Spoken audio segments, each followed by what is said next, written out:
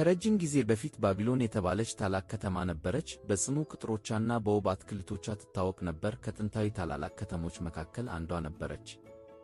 ባቢሎን ለገንዘብ፣ ለሥልጣን፣ ለባህልና ለሁሉም አስፈላጊ ለሆኑ ነገሮች ማዕከል ነበረች። የባቢሎን ንጉሥ ከተማውን ማንም ሊያሸንፋት እንደማይችል አስቦ በጣም ይኮራ ነበር። ባቢሎን ከሁሉም የተሻለች ከተማ ነች ብሎ ይናገር ነበር።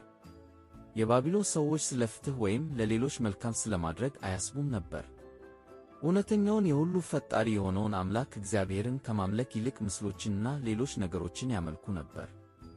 ክፉ ቀናቶች ሊመጡ ነው ብሎ እግዚአብሔር በመልእክተኞቹ በኩል አስቀድሞ ሊያስጠነቅቃቸው ሞከረ። ነገር ግን የባቢሎን ሕዝብ አልሰማም አሉ። በሀብታቸውና በታላላቅ ቅጥሮቻቸው ይመኩ ነበር።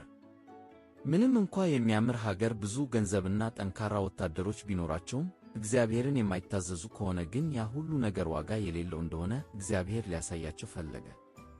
የተነገራቸው ማስጠንቀቂያ በንጉሥ ብልጣሶር ዘመን ሆነባቸው።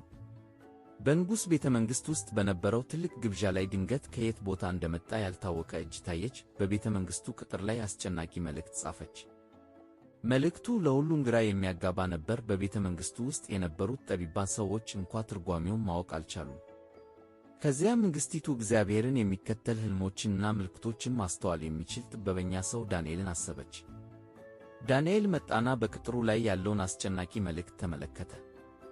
የተጻፈው መልእክት ከእግዚአብሔር መሆኑን ነገራቸው። ንጉሥ መልካም መሆን ስላልቻለ ባቢሎን በሌሎች ነገሥታት ትገዛለች። ዳንኤል እንደተናገረው በዚያች ሌሊት ያልተጠበቀ ነገር ሆነ። የፋርስ ጦር በንጉሥ ቂሮስ መሪነት አደገኛ ጥቃት አደረገ። እነርሱም በጥበብ በባቢሎን ቅጥር በታች የሚፈሰውን የወንዙ መንገድ ተከትለው ወደ ከተማው ገቡ። የሁሉም ሰው ልብ በግብዣው ላይ ስለነበር የቅጥሩን በር እንኳ የሚጠብቅ አልነበረም። ስለዚህ ባቢሎን በቀላሉ ተያዘች።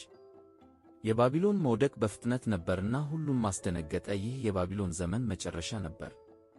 ይህ ታሪክ በጣም መኩራራት እና እግዚአብሔርን አለመታዘዝ መጨረሻው ውድቀት መሆኑን ያስተምረናል።